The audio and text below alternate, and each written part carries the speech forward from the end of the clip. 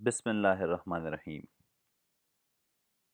In the previous lecture, we discussed the diagnostic feature of plants, evolutionary origin of plants, phyletic lineage, classification of plants, evolution of alternation of generation. In this lecture, we are going to discuss the general characteristics of bryophytes and the life cycle of bryophytes. If you remember, in the previous lecture, we classified bryophytes into three main classes, that is, liverworts, onworts, and mosses. The term bryophyte is derived from two Greek words, bryon and phyton. Bryon means mass and phyton mean plant. Bryophytes are known as non-vascular plants because they lack xylem and phloem. The place where an organism lives is known as its habitat. Bryophytes are found in damp and shady places, moist rock, and walls. The first plant migrated to land were the bryophytes. They need water for sexual reproduction, hence, they are called amphibious plants. The plant body of bryophyte is a gametophyte.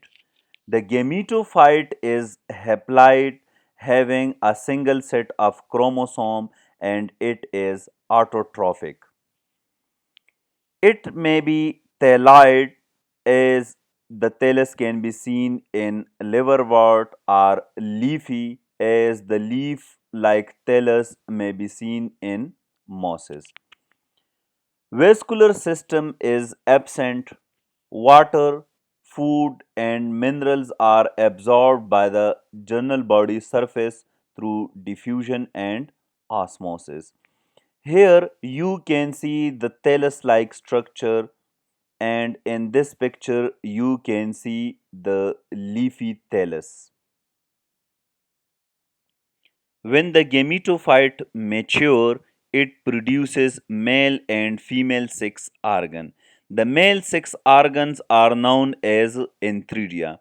The enthrydia are embedded on the upper surface an umbrella-like structure which is known as enthridiophore. The enthridiophore is present in the gametophyte.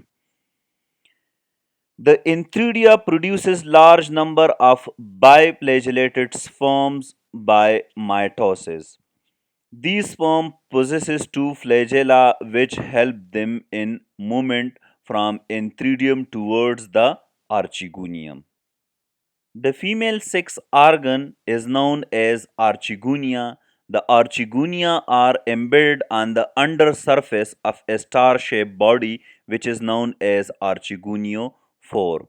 The archegoniophore produces biconvex eggs or ovum through mitosis. The gametophyte may be monoecious, possessing both male and female sex organs, or it may be dioecious, possessing only male sex organs or only female sex organs. Fertilization occurs with the help of water. Enthrydia releases the sperm into the water. Archegonia attracted these sperms by secreting a sweetish fluid in the water.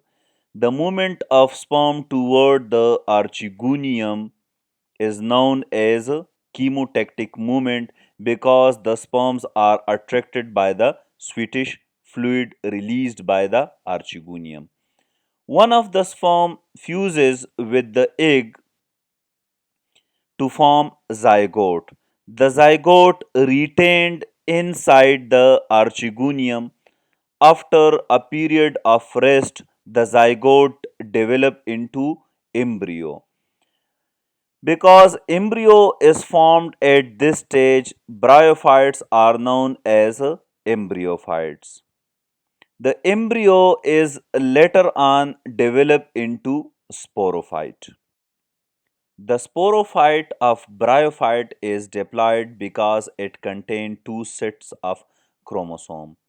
It is dependent on the gametophyte for nutrition because it did not contain chlorophylls.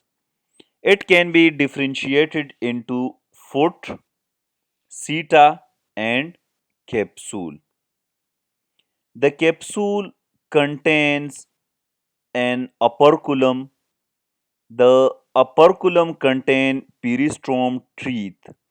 Inside the capsule, spores are produced through meiosis because the sporophyte is diploid in nature.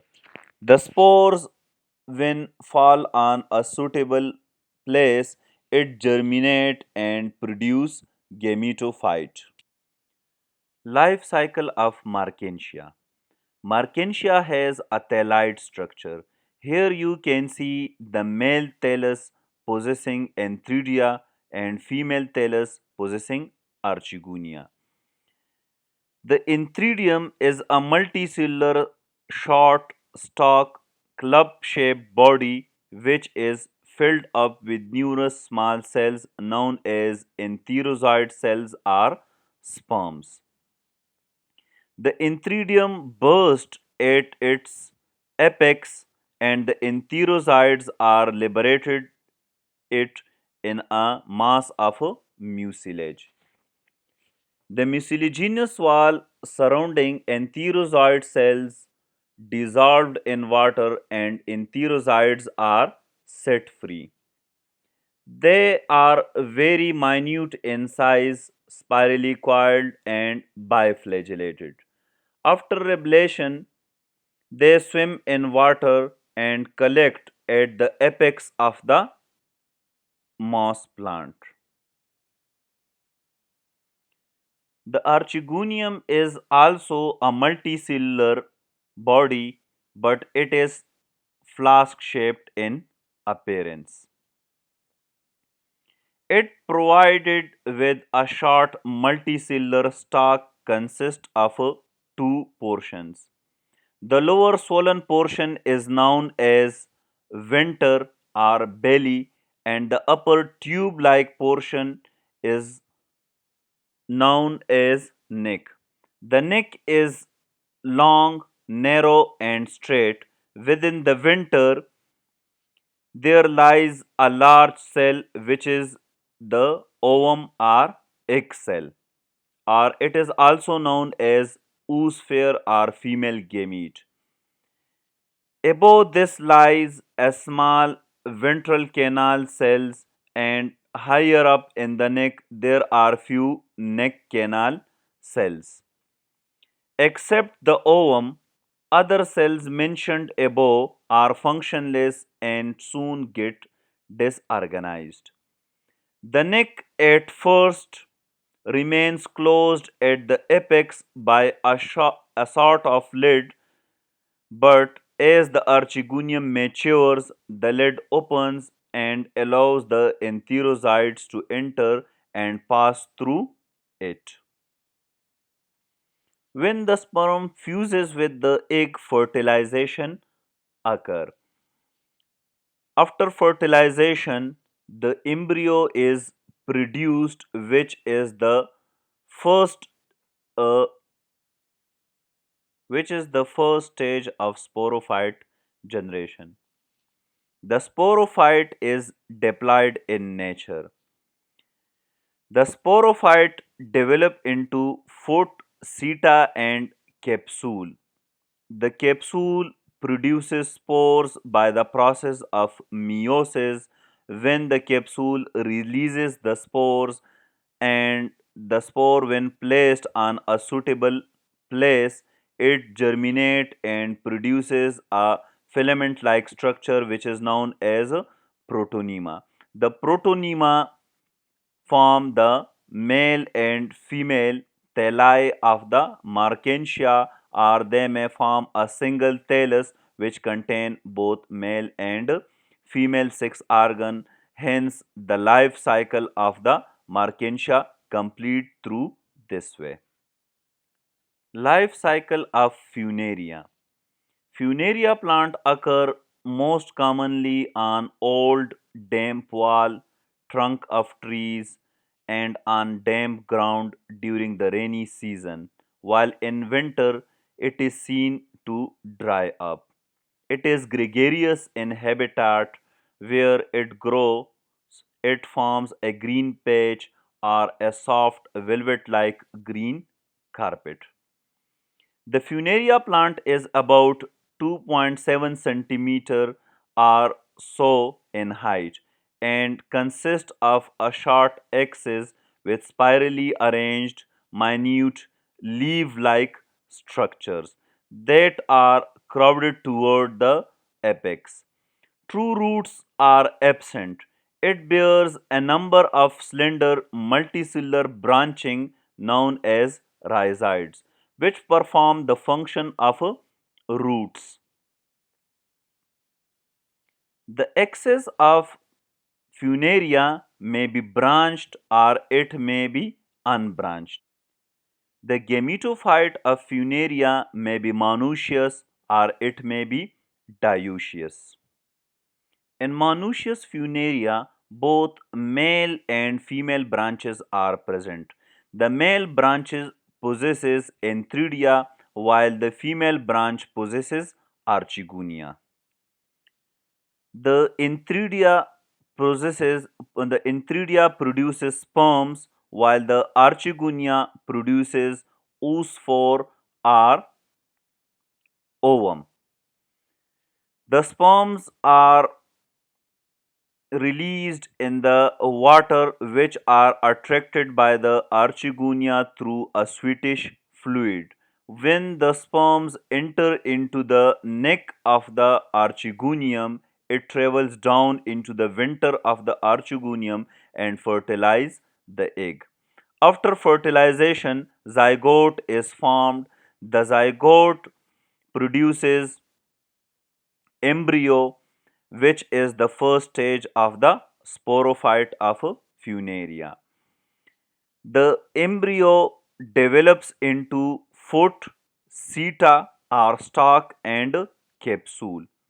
The sporophyte is dependent upon the gametophyte of the Funaria because it did not possesses chlorophyll.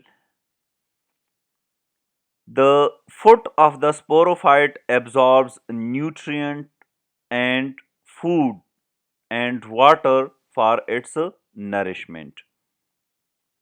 The capsules, when mature, it produces spores by the process of meiosis. When many spores are formed, the capsule bursts and the spores are set free.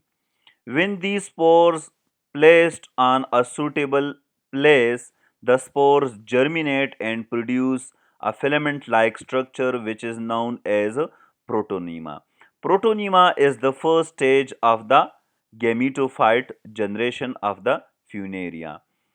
The protonema convert into a leafy-like structure which is the gametophyte of the Funaria. Hence, at this way, the life cycle of Funaria complete. Thank you so much.